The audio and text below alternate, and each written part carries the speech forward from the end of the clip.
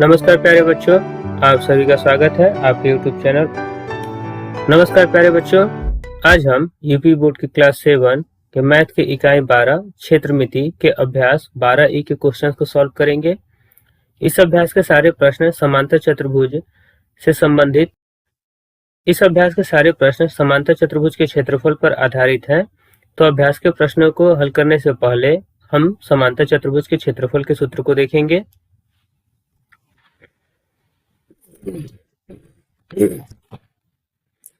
नमस्कार प्यारे बच्चों, आज हम यूपी बोर्ड के क्लास 7 के मैथ के इकाई 12 क्षेत्र मिति नमस्कार प्यारे बच्चों, आज हम यूपी बोर्ड के क्लास 7 के मैथ के इकाई 12 क्षेत्र मिति के अभ्यास 12E के क्वेश्चंस को सॉल्व करेंगे।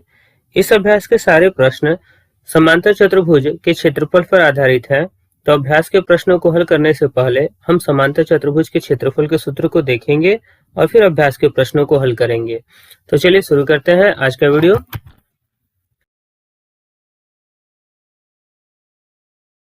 पहला सूत्र है समांतर चतुर्भुज का क्षेत्रफल बराबर आधार गुणा ऊंचाई। तो देखिए, समांतर चतुर्भुज का क्षेत्रफल ज्ञात करने के लिए हम जिस सूत्र का इस्तेमाल करते हैं वह होता है आधार गुणा ऊंचाई। अब इसे समझने के लिए हम एक समांतर चतुर्भुज का उदाहरण ले लेते हैं।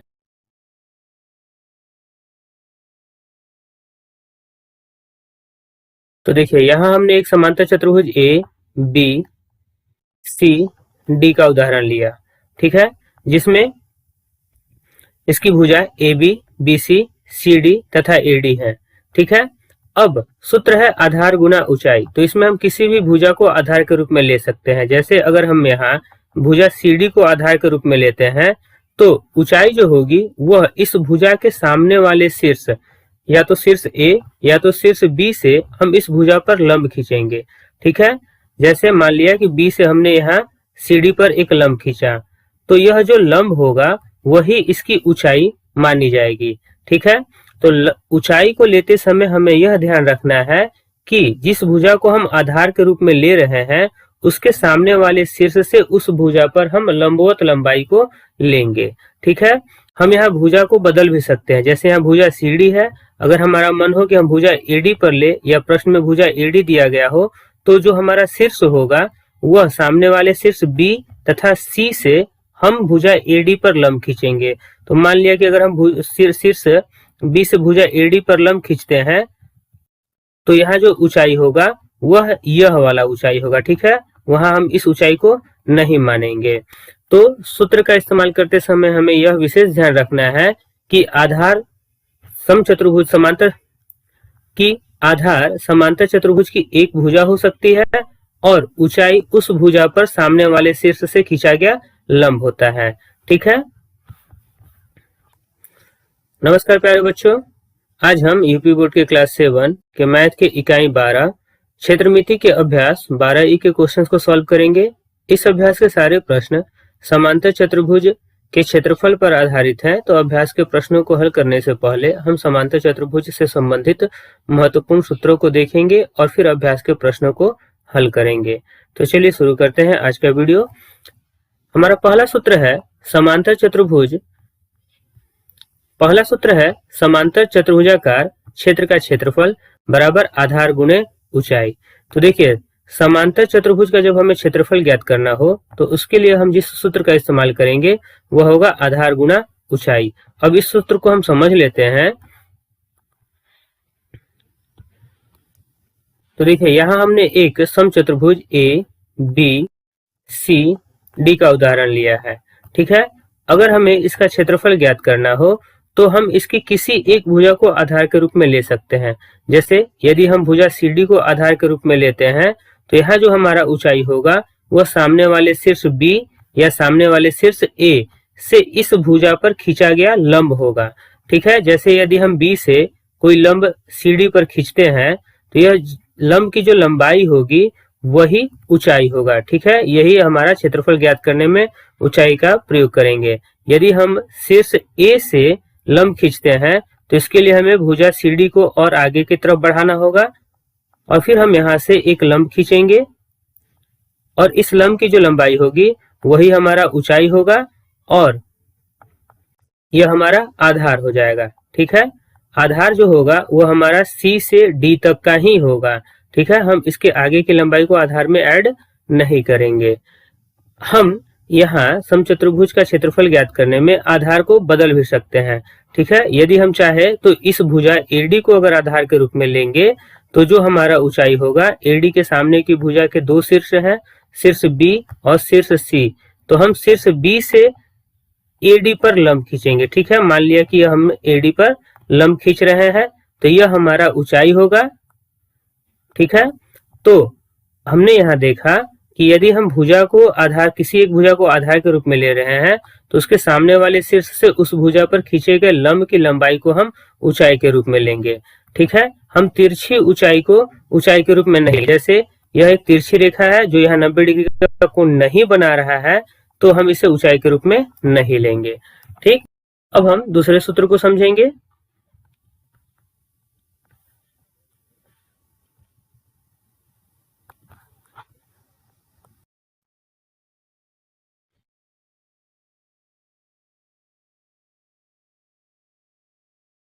दूसरा सूत्र है समांतर चतुर्भुज का आधार बराबर समांतर चतुर्भुज के क्षेत्र का क्षेत्रफल बटे ऊंचाई। अब देखिए, यदि हमें पहला सूत्र याद हो तो हम इस सूत्र से इन दोनों सूत्रों को भी ज्ञात कर सकते हैं। जैसे यदि यहाँ हमें आधार का सूत्र ज्ञात करना है तो देखिए यहाँ आधार गुना ऊंचाई है, हम आधार को बराबर के इधर रहने देंगे और ऊंचाई गुना के रूप में है, तो जब यह बराबर के इधर आएगा तो वह भाग के रूप में हो जाएगा। तो आधार का सूत्र होगा समांतर चतुर्भुजाकार क्षेत्र का क्षेत्रफल, जैसा कि यहाँ लिखा गया है, समांतर चतुर्भुजाकार क्षेत्र का क्षेत्रफल बटे, अभी हमने बताया कि गुणा बराबर के इधर भाग में होगा, मतलब हर में होगा, तो बटे ऊंचाई। इसी प्रकार यदि हमें ऊंचाई का सूत्र ज्ञात करना हो तो हमें हर में आधार को लिखना होगा। तो देखिए यहाँ तीसरे नंबर सूत्र में लिखा गया है समांतर चतुर्भुज की ऊंचाई बराबर समांतर चतुर्भुजाकार क्षेत्र का क्षेत्रफल बटे आधार, ठीक। अब हम अभ्यास के प्रश्नों को हल करेंगे।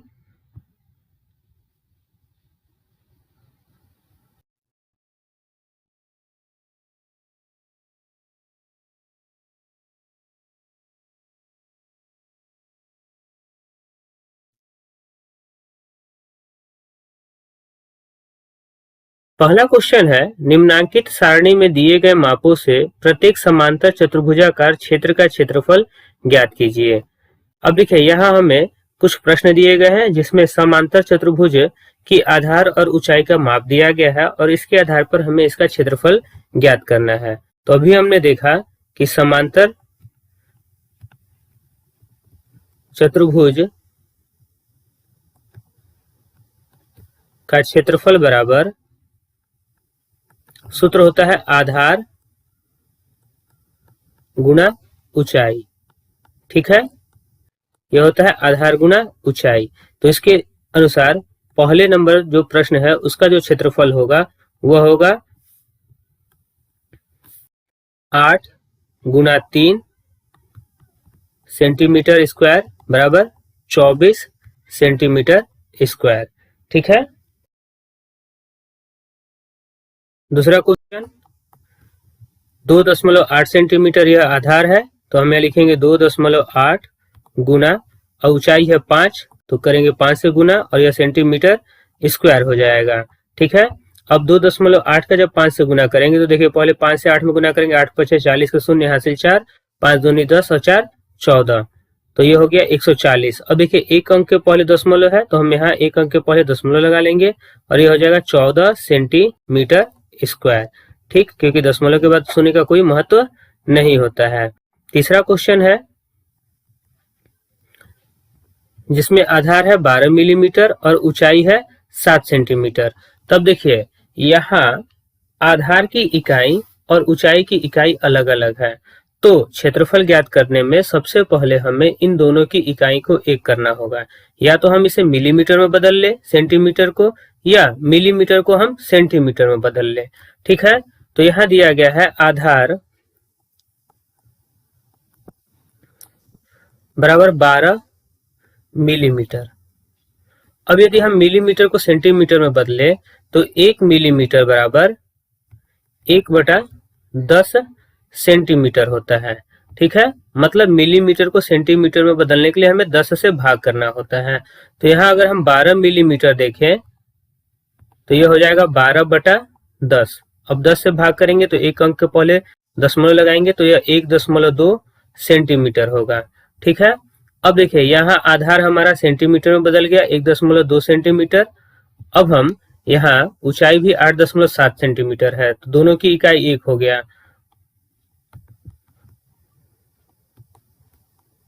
अब हम इसका क्षेत्रफल ज्ञात कर सकते हैं। तो क्षेत्रफल बराबर 1.2 गुना 8.7 सेंटीमीटर स्क्वायर। अब इसे हम गुना करेंगे तो हमारा गुणनफल 1044 के रूप में प्राप्त होगा। ठीक है, अब देखिए यहाँ दशमलव के पहले दशमलव एक अंक के पहले है और यहाँ भी दशमलव एक अंक के पहले है, तो दोनों मिलकर 2 अंक हो जाएंगे। तो हम 2 अंकों के पहले दशमलव लगाएंगे और यह आंसर होगा 10.44 सेंटीमीटर स्क्वायर। अब हम चौथे नंबर क्वेश्चन को करेंगे। चौथे क्वेश्चन में आधार जो है वह 6.5 सेंटीमीटर तथा ऊंचाई जो है वह 4.8 सेंटीमीटर दिया गया है। मतलब यहाँ दोनों की इकाई समान है, तो हमें क्षेत्रफल निकालने में कोई असुविधा नहीं होगी, हम सिर्फ इनका गुना कर लेंगे। तो 6.5 गुना 4.8 सेंटीमीटर स्क्वायर। जब हम इसका गुना करेंगे तो गुणनफल हमें 3120 के रूप में प्राप्त होगा। ठीक है, अब देखिए यहाँ दशमलव एक अंक के पहले है और यहाँ भी एक अंक, तो यहाँ कुल मिलाकर 2 अंक हो गए। तो हम यहाँ 2 अंकों के पहले दशमलव लगा लेंगे और यह होगा 31.20 सेंटीमीटर स्क्वायर। ठीक, यह हमारा आंसर होगा। अब हम 5वें नंबर क्वेश्चन को करें। 5वें नंबर क्वेश्चन में जो आधार है वह दिया गया है 1 मीटर 5 सेंटीमीटर। ठीक है, तथा जो ऊंचाई दिया गया है वह 45 सेंटीमीटर के रूप में दिया गया है। तो देखिए यहाँ भी दोनों की इकाई अलग अलग है। ठीक, तो हम इन दोनों की इकाई को एक करेंगे, या तो हम इसे मीटर में बदल ले और इसे भी मीटर में बदल ले, या हम इसे सेंटीमीटर में बदल ले और इसे भी सेंटीमीटर में बदल ले। तो यहाँ हम इन दोनों आधार पर इसको हल करेंगे। जैसे 1 मीटर बराबर 100 सेंटीमीटर होता है। ठीक है, तो यहाँ दिया गया है 1 मीटर प्लस 5 सेंटीमीटर, तो हम यहाँ लिख सकते हैं 1 मीटर प्लस 5 सेंटीमीटर बराबर 1 मीटर की जगह पे हम 100 लिख लेंगे। 100 प्लस 5 बराबर 105 सेंटीमीटर। ठीक, देखिए यह हमें सेंटीमीटर में प्राप्त हो गया और यह भी सेंटीमीटर में ही है। तो यहाँ हम इसका क्षेत्रफल आसानी से ज्ञात कर सकते हैं 105 गुना 45। ठीक है, जब 105 गुना 45 करेंगे तो हमें जो गुणनफल प्राप्त होगा वह 4725 के रूप में प्राप्त होगा। ठीक है, तो इस प्रकार जो हमारा क्षेत्रफल होगा 4725 सेंटीमीटर स्क्वायर के रूप में होगा। देखिए हम यहाँ इसे मीटर में भी बदल सकते हैं। जैसे मीटर में बदलने के लिए सेंटीमीटर स्क्वायर 1 सेंटीमीटर स्क्वायर बराबर 1/10,000 मीटर स्क्वायर होता है। ठीक है, तो इसे अगर हमें बदलना हो 4725 सेंटीमीटर स्क्वायर को मीटर स्क्वायर में बदलना हो तो हम यहाँ 10,000 से भाग करेंगे। हर में 4 शून्य है, तो 4 अंकों के पहले यदि हम दशमलव लगाएंगे तो यह 0.4725 मीटर स्क्वायर हो गया। मतलब यह एक तरीका हुआ जब हम सेंटीमीटर में इसका क्षेत्रफल ज्ञात किए हैं और फिर सेंटीमीटर स्क्वायर को हम मीटर स्क्वायर में कन्वर्ट किए हैं। ठीक है, दूसरा तरीका यह हो सकता है कि हम सेंटीमीटर को ही पहले मीटर में बदल ले और इसे भी मीटर में रखें और तब क्षेत्रफल ज्ञात करें। तो चलिए हम उसे भी कर देख लेते हैं। तो देखिए यहाँ जो आधार है वह 1 मीटर 5 सेंटीमीटर है, तो मीटर को हम मीटर में रहने देते हैं 1 प्लस। अब अगर सेंटीमीटर को मीटर में बदलेंगे तो 1 सेंटीमीटर बराबर 1/100 मीटर होता है। ठीक, तो यहाँ 5 सेंटीमीटर है तो इसे हम 100 से भाग करेंगे तो यह होगा 1 प्लस 0.05, क्योंकि हर में 2 शून्य है तो यह 2 अंकों के पहले दशमलव लगेगा। तो इस प्रकार लंबाई हमें 1.05 मीटर के रूप में प्राप्त होगा। ठीक है, अब देखिए चौड़ाई जो दिया गया है तो यहाँ आधार हमें 1.05 मीटर के रूप में प्राप्त हुआ। अब ऊंचाई जो है वह 45 सेंटीमीटर है। अब इसे अगर हमें मीटर में बदलना होगा तो हम इसमें 100 से भाग करेंगे और जो हमें मीटर प्राप्त होगा वह 0.45 मीटर होगा। ठीक है। अब क्षेत्रफल हम अगर ज्ञात करें तो यह 101.05 गुना 0.45 मीटर स्क्वायर होगा। ठीक है। अब फिर से 105 और 45 का गुना करेंगे तो यह हमें 4725 के रूप में प्राप्त होगा। और देखिए यहाँ 2 अंकों के पहले दशमलव है और यहाँ भी 2 अंकों के पहले दशमलव है, तो यहाँ कुल 4 अंकों के पहले दशमलव लगेगा। दशमलव के पहले कुछ नहीं है तो शून्य लगाएंगे और यह मीटर स्क्वायर होगा। तो देखिए दोनों दशा में हमारा उत्तर बराबर आ रहा है। यहाँ भी 0.4725 मीटर स्क्वायर और यहाँ भी 0.4725 मीटर स्क्वायर आ रहा है।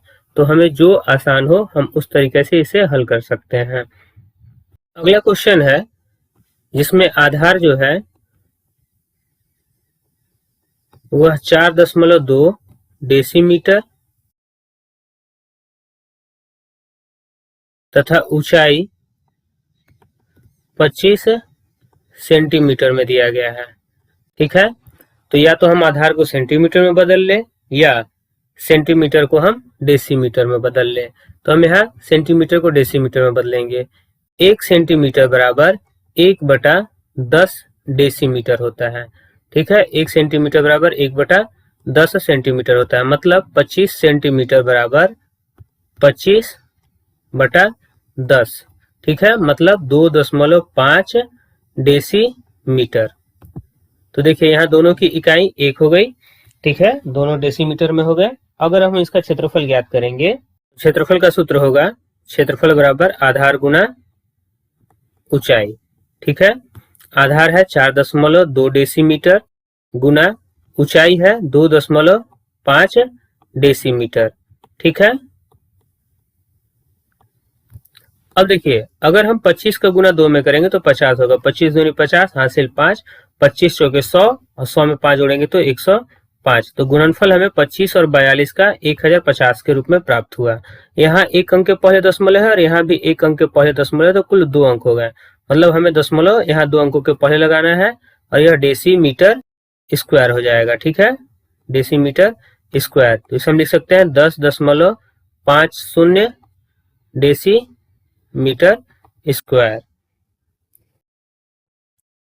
यहाँ प्रश्न में बार बार हमें इकाई परिवर्तन करना पड़ रहा था, तो हम यहाँ एक बार दोहरा लेंगे कि हम इकाई को परिवर्तन कैसे करते हैं। केवल लिया है जिसका मतलब यह है कि 10 मिलीमीटर बराबर 1 सेंटीमीटर, 10 सेंटीमीटर बराबर 1 डेसीमीटर, 10 डेसीमीटर बराबर 1 मीटर, 10 मीटर बराबर 1 डेकामीटर, 10 डेकामीटर बराबर 1 हेक्टोमीटर और 10 हेक्टोमीटर बराबर 1 किलोमीटर। ठीक है। इसी के आधार पर इकाई का परिवर्तन करते हैं। जो इकाई ऊपर है वह छोटी है और जो इकाई नीचे है वह बड़ी है। इसका मतलब मिलीमीटर एक छोटी इकाई है और किलोमीटर एक बड़ी इकाई है। ठीक है।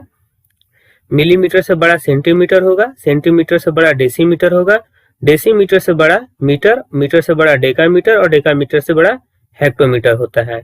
ठीक है। तो यहाँ हमें 2 तरह से परिवर्तन करना होता है। पहला जो परिवर्तन होता है वह छोटे इकाई का बड़े इकाई में परिवर्तन, छोटे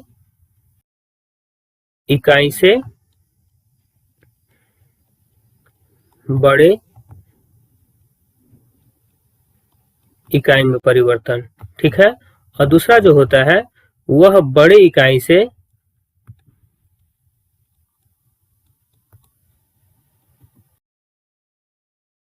छोटे इकाई में।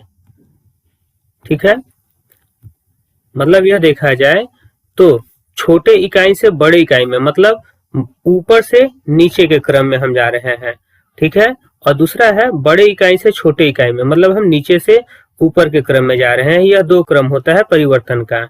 अब देखिए छोटे इकाई से यदि हम बड़े इकाई के तरफ जाएंगे तो हमें भाग करना होगा। ठीक है। छोटे इकाई से यदि हम बड़े इकाई की तरफ जाएंगे तो हम भाग करेंगे और बड़े इकाई से अगर हम छोटे इकाई की तरफ बढ़ेंगे तो हम गुणा करेंगे। ठीक है। हमें यह याद रखना होगा कि जब हम छोटी इकाई का परिवर्तन बड़े इकाई में कर रहे हैं तो हमें छोटी इकाई में भाग करना है और बड़े इकाई का परिवर्तन यदि हम छोटे इकाई में कर रहे हैं तो बड़े इकाई में हमें गुणा करना है। ठीक। अब भाग और गुना किसका होगा तो हम उसे समझेंगे। जैसे देखिए यहाँ तीसरे नंबर प्रश्न में मिलीमीटर है और यहाँ सेंटीमीटर है। तो यदि हम मिलीमीटर को सेंटीमीटर में बदल रहे हैं, मतलब हम ऊपर से नीचे के क्रम में आ रहे हैं, तो हमने बोला कि छोटे से बड़े के क्रम में जब आएंगे तो हम भाग करेंगे। ऊपर से नीचे के लिए हम यहाँ भाग करेंगे और नीचे से ऊपर के क्रम जब होगा तो हम गुना करेंगे। तो हम यहाँ मिलीमीटर को अगर हम सेंटीमीटर में बदल रहे हैं तो हम भाग करेंगे, यह तो तय हो गया। अब भाग हम कितने से करेंगे, तो देखिए मिली का कॉलम यह है और सेंटी का कॉलम यहाँ है। ठीक है, हम एक यूनिट में ही पहले कन्वर्ट करेंगे। तो देखिए यहाँ 12 मिली है, 10 मिली बराबर 1 सेंटी है और हमें 12 को करना है। तो यहाँ अगर हमें 12 मिलीमीटर को सेंटीमीटर में बदलना है तो देखिए 1 मिलीमीटर बराबर 1/10 सेंटीमीटर होगा। ठीक है, अब देखिए यह जो 10 है वह भाग के रूप में हर में है, मतलब भाग का है, और हमने एक बार भाग इसलिए किया क्योंकि यहाँ एक ही बार कॉलम में हमें 10 मिला है। ठीक है, तो अगर 12 मिलीमीटर को हमें कन्वर्ट करना है तो हम 12 में 10 से भाग करेंगे और यह 1.2 के रूप में प्राप्त हो जाएगा। ठीक है, तो यहाँ तो यह हुआ कि हम छोटे इकाई को बड़े इकाई में बदल रहे हैं। अगर हम इसी का उल्टा करें, हम बड़े इकाई को छोटे इकाई में बदलें, ठीक है, जैसे 8.7 सेंटीमीटर को अगर हमें मिलीमीटर में बदलना हो तो देखिए 1 सेंटीमीटर बराबर 10 मिलीमीटर होता है। ठीक है, हम यहाँ इस टेबल से देख सकते हैं 1 सेंटीमीटर बराबर 10 मिलीमीटर, मतलब यहाँ 10 का गुना हो रहा है। तो यहाँ अगर हमें इसे कन्वर्ट करना होगा तो इसमें हम 10 का गुना करेंगे और यह हमारा होगा 8.7 गुना 10 बराबर 87 मिलीमीटर। ठीक है, तो हमने समझा कि छोटे इकाई को अगर बड़े इकाई में बदलना है तो हम भाग करेंगे और बड़े इकाई को छोटे इकाई में बदलना है तो हम गुना करेंगे। दूसरा, यह जो टेबल है हमें इसमें यह याद होना चाहिए कौन सी इकाई बड़ी है और कौन सी इकाई छोटी है। यदि हम ऊपर से नीचे की तरफ बदल रहे हैं तो हम भाग करेंगे और नीचे से ऊपर की तरफ बदल रहे हैं तो हम गुना करेंगे। हम इसे अन्य प्रश्नों पे भी कर देखेंगे। देखिए यहाँ 5वें नंबर प्रश्न में 1 मीटर 5 सेंटीमीटर है, मतलब यही प्रश्न में दोनों दो अलग अलग इकाई में है। तो यहाँ अगर हम 1 मीटर को हम 5 सेंटीमीटर में बदले, मीटर को सेंटीमीटर में बदले, मतलब बड़े इकाई को छोटे इकाई में बदलना है, या फिर हो सकता है कि हम 5 सेंटीमीटर को मीटर में बदले। ठीक है, देखिए यहाँ सेंटीमीटर छोटी इकाई है और मीटर बड़ी इकाई है, और यहाँ मीटर बड़ी इकाई है, यहाँ सेंटीमीटर छोटी इकाई है। अगर हम दोनों का देख रहे हैं तो देखिए हम इस टेबल में देखेंगे कि सेंटीमीटर कहाँ है। तो देखिए सेंटीमीटर 1 वाला यहाँ है और मीटर 1 वाला कहाँ है, तो मीटर 1 वाला यहाँ है। अब इन दोनों के बीच में, इसके नीचे, इस लाइन के नीचे और इस लाइन के ऊपर कितने 10 हैं, तो 2 बार 10 है। तो अगर हम सेंटीमीटर को नीचे की तरफ मीटर में बदल रहे हैं तो हम भाग करेंगे, सेंटीमीटर को मीटर के में बदल रहे हैं तो हम भाग करेंगे और वह हो जाएगा 5/10 गुना 10, मतलब 5/100, और यह जब बदलेगा तो यह होगा 0.05 मीटर। ठीक है, मतलब 5 सेंटीमीटर बराबर 0.05 सेंटीमीटर। ठीक है, इसी प्रकार अगर हमें मीटर को सेंटीमीटर में बदलना हो तो देखिए यह मीटर 1 है और यह मीटर सेंटीमीटर 1 है, तो ये नीचे से ऊपर की तरफ जाएगा, तो नीचे से ऊपर तरफ जाएगा तो हमने बताया गुना होगा, मीटर सेंटीमीटर, बड़ा से छोटा गुना, तो 1 मीटर बराबर 100 सेंटीमीटर हो गया। देखिए 10 और 10 का जब गुना करेंगे तो यह 100 होगा। अगर हमें 1 ही मीटर को बदलना था तो 100 हो गया। अगर 5 मीटर होता तो हम करते 5 गुना 100 बराबर 500 सेंटीमीटर। ठीक है, छठे नंबर क्वेश्चन में हम देख सकते हैं कि यहाँ जो आधार है वह 4.2 डेसीमीटर है, 4.2 डेसीमीटर। ठीक है, और जो ऊंचाई है वह सेंटीमीटर में दिया गया है। अगर हम इसे सेंटीमीटर में बदलें, मान लेते हैं कि इसे हमें सेंटीमीटर में बदलना है। ठीक है, तो देखिए डेसी नीचे है, सेंटी ऊपर है, मतलब यह बड़ा है और यह छोटा है, तो हम बड़े इकाई को छोटे इकाई में बदल रहे हैं, बड़े इकाई को छोटे इकाई में, मतलब यहाँ हमें गुना का कार्य करना होगा। तो डेसी, अब देखेंगे 1 डेसीमीटर बराबर कितना सेंटीमीटर, तो देखिए यहाँ टेबल में 1 डेसीमीटर बराबर 10 सेंटीमीटर है। ठीक, 1 डेसीमीटर बराबर 10 डेसीमीटर। तो हम ये लिख सकते हैं 1 डेसीमीटर बराबर 10 सेंटीमीटर।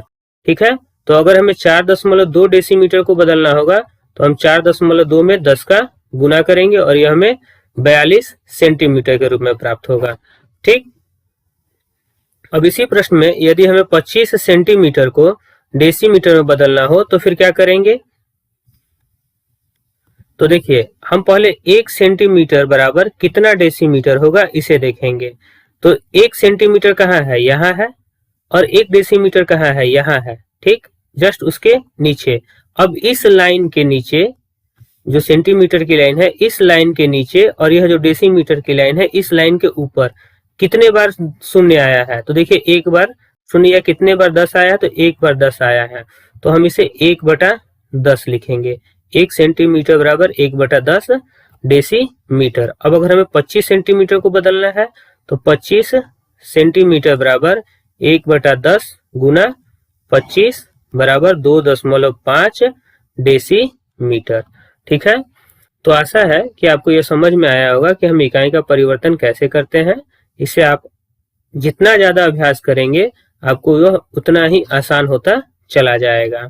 अब हम क्वेश्चन नंबर 2 को करेंगे। क्वेश्चन नंबर 2 है, निम्नांकित समांतर चतुर्भुजों से घिरे क्षेत्रों के क्षेत्रफल ज्ञात कीजिए। अब देखिए, यहाँ हमें कुछ चित्र दिए गए हैं और यह सभी समांतर चतुर्भुज के चित्र हैं। अब इसका हमें क्षेत्रफल ज्ञात करना है। तो हम फिर से एक बार समांतर चतुर्भुज का क्षेत्रफल का सूत्र लिख लेंगे। समांतर चतुर्भुज का क्षेत्रफल बराबर आधार गुना ऊंचाई। ठीक है, अब पहला जो चित्र है अगर हम उसका क्षेत्रफल देखें तो यहाँ जो आधार है, अब देखिए यहाँ 90 डिग्री का कोण बन रहा है। ठीक है, मतलब जिस भुजा पर 90 डिग्री का कोण बनेगा वह भुजा उसका आधार होगा। मगर यहाँ आधार की लंबाई हमें नहीं दिया गया है, परंतु इसके सामने की भुजा की लंबाई हमें 20 सेंटीमीटर के रूप में दिया गया है। तो हम यह जानते हैं कि समांतर चतुर्भुज में आमने सामने की भुजाएं बराबर होते हैं। इसका मतलब यह जो भुजा होगा वह भी 20 सेंटीमीटर का होगा। तो यहाँ जो हमें आधार प्राप्त होगा, आधार बराबर 20 सेंटीमीटर, और जो ऊंचाई होगा वह 27 सेंटीमीटर दिया गया है। ठीक है, 27 सेंटीमीटर। तो इसके आधार पे जो क्षेत्रफल होगा वह होगा 20 गुना 27 सेंटीमीटर स्क्वायर बराबर 540 सेंटीमीटर स्क्वायर। ठीक है, दूसरे नंबर चित्र में देखिए, यहाँ पास 90 डिग्री का कोण बन रहा है, मतलब यह ऊंचाई हो गया, और ऊंचाई की लंबाई जो दी गई है वह 16 सेंटीमीटर, और यह सामने वाली भुजा पर आधार दिया गया है जो कि 8 सेंटीमीटर है। तो यहाँ भी आधार 8 सेंटीमीटर होगा। तो हम यहाँ लिखेंगे आधार बराबर 8 सेंटीमीटर, ऊंचाई बराबर 16 सेंटीमीटर, क्षेत्रफल बराबर आधार गुना ऊंचाई 8 गुना 16 सेंटीमीटर स्क्वायर, 16 अठे 128 सेंटीमीटर स्क्वायर। ठीक है, तीसरी आकृति में देखिए, बाहर की तरफ हमें आधार पे ऊंचाई को दिया गया है, लंब बनाया गया है जो कि 18 सेंटीमीटर है, और यहाँ जो आधार है वो 8 है। मतलब यहाँ से यहाँ की दूरी जो होगा वह 8 सेंटीमीटर होगा, और हमें इसी दूरी से मतलब होता है। तो हम यहाँ लिखेंगे आधार बराबर 8 सेंटीमीटर, ऊंचाई बराबर 18 सेंटीमीटर, क्षेत्रफल बराबर 8 गुना 18 सेंटीमीटर स्क्वायर बराबर 144 सेंटीमीटर स्क्वायर। ठीक है, 18 अठे 144 होगा। अब हम चौथे नंबर चित्र में देखेंगे। तो चौथे नंबर चित्र में ऊंचाई आधार दिया गया है 13 सेंटीमीटर, आधार बराबर 13 सेंटीमीटर, और ऊंचाई बराबर दिया गया है 24 सेंटीमीटर। तो जो क्षेत्रफल होगा वह 24 गुना 13 सेंटीमीटर स्क्वायर बराबर, अब हम 13 से इसका गुना करेंगे तो 13 चौके 52 के 2 हासिल 5, 13 दूनी 26 और 5 31, 312 सेंटीमीटर स्क्वायर। ठीक है, अब हम क्वेश्चन नंबर 3 को करेंगे। तीसरा क्वेश्चन है, उस समांतर चतुर्भुज की ऊंचाई ज्ञात कीजिए जिससे घिरे क्षेत्र का क्षेत्रफल 2.25 मीटर स्क्वायर और आधार 25 डेसीमीटर है। अब देखिए यहाँ समांतर चतुर्भुज का जो क्षेत्रफल दिया गया है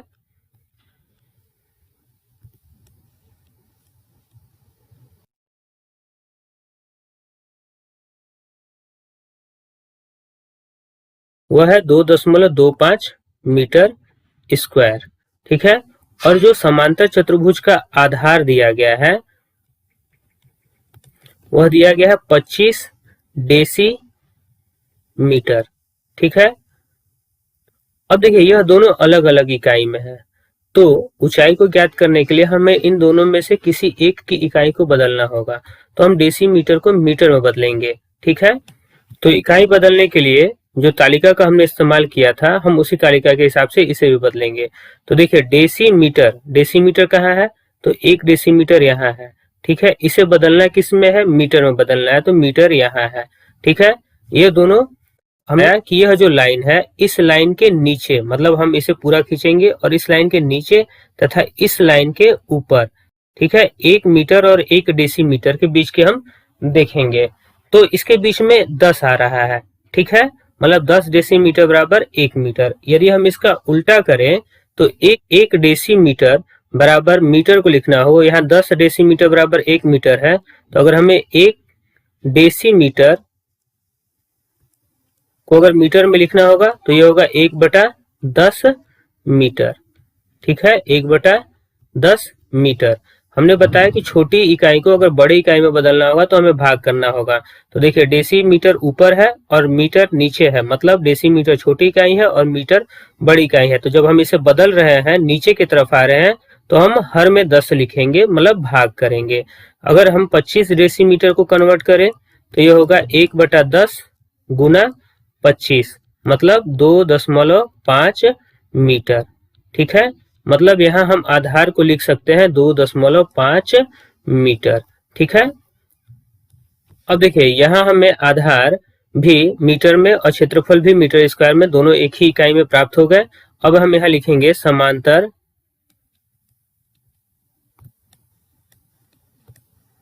चतुर्भुज की ऊंचाई बराबर क्षेत्रफल बटा आधार, ठीक है। तो क्षेत्रफल है 2.25 मीटर स्क्वायर और आधार है 2.5 मीटर। तो देखिए मीटर से मीटर स्क्वायर कट गया, यहाँ मीटर केवल बचेगा। अब यहाँ देखिए दशमलव के एक अंक के पहले दशमलव है और यहाँ 2 अंक के पहले दशमलव है, तो हम इसे लिख सकते हैं 2.25 बटा 2.5 है, ठीक है। तो ये दशमलव हटेगा तो अंश में हम 10 से गुना करेंगे और यहाँ 2 अंकों के पहले दशमलव है तो इसे हटाएंगे, तो हर में हम 1 के बाद 2 शून्य लिखेंगे। अब देखिए 25 से 225 में भाग करेंगे, 9 12 25 9 225 और यहाँ शून्य से शून्य कट गया, तो यह हमें 9/10 मीटर के रूप में प्राप्त हुआ, ठीक है। ऊंचाई हमें मीटर में प्राप्त हुआ है और उत्तर माला में यह हमें सेंटीमीटर में दिया गया है। तो हम जानते हैं कि 1 मीटर बराबर 100 सेंटीमीटर होता है, ठीक है। इसलिए 9/10 मीटर बराबर, अब इसमें हम 100 से गुना करेंगे तो होगा 9/10 गुना 100, ठीक, 0 से 0 कट गया और यह 90 सेंटीमीटर के रूप में प्राप्त हुआ। तो जो हमारा ऊंचाई है वो 90 सेंटीमीटर या 9/10 मीटर के रूप में हम इसे लिख सकते हैं। अब हम क्वेश्चन नंबर 4 को करेंगे। चौथा क्वेश्चन है, एक खेत समांतर चतुर्भुज के आकार का है, इसका आधार 15 डेकामीटर और ऊंचाई 8 डेकामीटर है। 5 रुपए प्रति वर्ग मीटर से सिंचाई करने का खर्च ज्ञात कीजिए। अब देखिए यहाँ आधार और ऊंचाई दोनों डेकामीटर में दिया गया है, परंतु जो खर्च है वह वर्ग मीटर में दिया गया है। तो या तो पहले हम डेकामीटर को मीटर में बदल ले या फिर हम इसका क्षेत्रफल ज्ञात करें और फिर उसे वर्ग मीटर में बदलें। तो पहले हम इसका क्षेत्रफल ज्ञात कर लेते हैं। तो लिखेंगे आधार बराबर 15 डेकामीटर, ठीक है, और ऊंचाई बराबर 8 डेकामीटर। अगर हम तालिका के अनुसार देखें तो डेका मीटर नीचे की तरफ है और मीटर ऊपर की तरफ है, मतलब मीटर छोटी इकाई है और डेका मीटर बड़ी इकाई है। तो यहाँ अगर हमें बड़े इकाई को छोटे इकाई में बदलना है तो कोई दिक्कत नहीं है, इसमें हमें गुना करना होगा। तो 1 डेका मीटर बराबर हम देख सकते हैं कि 10 मीटर है। 1 डेका मीटर बराबर 10 मीटर। तो अगर हमें इसे मीटर में बदलना हो तो हम इसमें लिखेंगे चूंकि 1 डेका मीटर बराबर 10 मीटर, ठीक है। इसलिए 15 डेका मीटर बराबर 10 गुना 15 बराबर 150 मीटर, ठीक है। और 8 डेका मीटर बराबर 10 गुना 8 बराबर 80 मीटर, ठीक है। तो देखिए यहाँ 15 डेका मीटर हमें 150 मीटर के रूप में तथा 8 डेका मीटर हमें 80 मीटर के रूप में प्राप्त हो गया। अब हम इसका क्षेत्रफल ज्ञात करेंगे। तो क्षेत्रफल बराबर आधार गुना ऊंचाई, तो ये होगा 150 गुना 80। अब यह 2 शून्य है तो पहले 2 शून्य लिखेंगे और 15 और 8 का गुना करेंगे तो 15 अठे 120, मतलब 1200 मीटर स्क्वायर प्राप्त होगा, ठीक है। अब प्रश्न में दिया गया है कि प्रति वर्ग मीटर का खर्च 5 रुपए है, ठीक है। 1 मीटर स्क्वायर सिंचाई का खर्च, तो लिखेंगे चूंकि 1 मीटर स्क्वायर सिंचाई का खर्च 5 रुपए है, इसलिए 12,000 मीटर स्क्वायर सिंचाई का खर्च 12,000 गुना 5 बराबर 12 पंचे 60,000 रुपए होगा, ठीक है। और यही हमारा आंसर होगा। इसी के साथ इस अभ्यास के सारे क्वेश्चंस हो गए। यदि आपको हमारा वीडियो अच्छा लगे तो प्लीज कमेंट कर बताएं। अब हम अगले वीडियो में नए अभ्यास के साथ मिलेंगे, तब तक के लिए